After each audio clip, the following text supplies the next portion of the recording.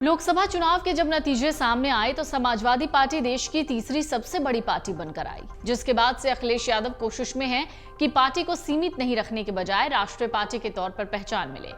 इसी प्लान के तहत अखिलेश यादव जम्मू कश्मीर विधानसभा चुनाव में किस्मत आजमा रहे हैं, लेकिन उत्तर प्रदेश में सपा का परंपरागत चुनाव चिन्ह यानी साइकिल रहा जम्मू कश्मीर चुनाव लैपटॉप बन गया है। आपको बता दें, राष्ट्रीय पार्टी का दर्जा न होने की वजह से समाजवादी पार्टी को कश्मीर में लैपटॉप चुनाव चिन्ह आवंटित किया गया। ऐसे में सबसे बड़ा सवाल यही है कि बदले हुए चुनाव निशान से सपा प्रमुख पार्टी की किस्मत जम्मू कश्मीर में बदल पाते हैं या फिर नहीं। आपको बता दें, जम्मू कश्मीर के पहले चरण की 24 सीटों पर 18 सितंबर को भले ही मतदान हो गए, लेकिन सपा का असल परीक्षा दूसरे और तीसरे चरण के चुनाव में है। सपा दूसरे और तीसरे चरण की 20 सीटों पर चुनाव लड़ रही है। दूसरे चरण में सपा कश्मीर रीजन की 10 और जम्मू क्षेत्र की 5 सीटों पर चुनाव लड़ रही है। इसके अलावा तीसरे चरण में 5 सीटों पर किस्मत आजमा रही है। दूसरे चरण के लिए 25 सितंबर, तीसरे चरण के लिए 1 अक्टूबर को मतदान है, जहां पर सपा की अग्नि परीक्षा होनी है। सपा राष्ट्रीय पार्टी नहीं है, इसी वजह से उसको परंपरागत चुनाव निशान साइकिल नहीं मिला। इसके चलते सपा के ज्यादातर उम्मीदवारों ने लैपटॉप को चुनाव चिन्ह के तौर पर चुना है। आपको बता दें, अखिलेश यादव ने 2012 में उत्तर प्रदेश के विधानसभा चुनाव में लैपटॉप देने का वादा किया था। सत्ता पर काबिज होने के बाद अखिलेश यादव ने 12वीं पास छात्रों को मुफ्त में लैपटॉप बांटा था। 2 साल में 27 लाख से ज्यादा लैपटॉप वितरित किए गए थे।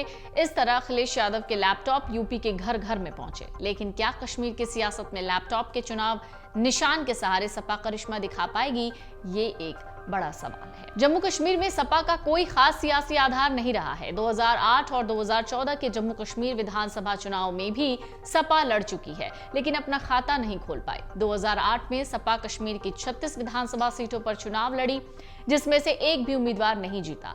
उस वक्त सपा को 24,194 वोट के साथ 0.61% वोट मिले। सपा का एक भी उम्मीदवार जमानत नहीं बचा सका। साल 2014 में सपा कश्मीर की 7 विधानसभा सीटों पर चुनाव लड़ी थी। इस चुनाव में सपा को 4,985 वोटों के साथ 0.10% वोट शेयर हासिल हुए। इस तरह सपा ने अभी तक जम्मू कश्मीर में कोई करिश्मा नहीं दिखाया। अब देखना है बदले चुनाव चिन्ह से सपा जम्मू कश्मीर में कितना करामात कर पाती है। 2024 के लोकसभा चुनाव में उत्तर प्रदेश में 37 सीटों के साथ सबसे बड़ी पार्टी बनकर सपा उभरी है। इसके साथ ही अखिलेश यादव सपा को राष्ट्रीय पार्टी बनाने की कवायद में है। इसी कड़ी में सपा जम्मू कश्मीर में मुस्लिम बहुल सीटों पर किस्मत आजमा रही है।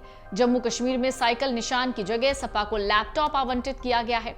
ऐसे में जम्मू कश्मीर में पार्टी के अधिकांश उम्मीदवार सपा प्रमुख अखिलेश यादव और सपा संरक्षक दिवंगत मुलायम सिंह यादव के नाम और फोटो का इस्तेमाल कर वोट मांग रहे हैं।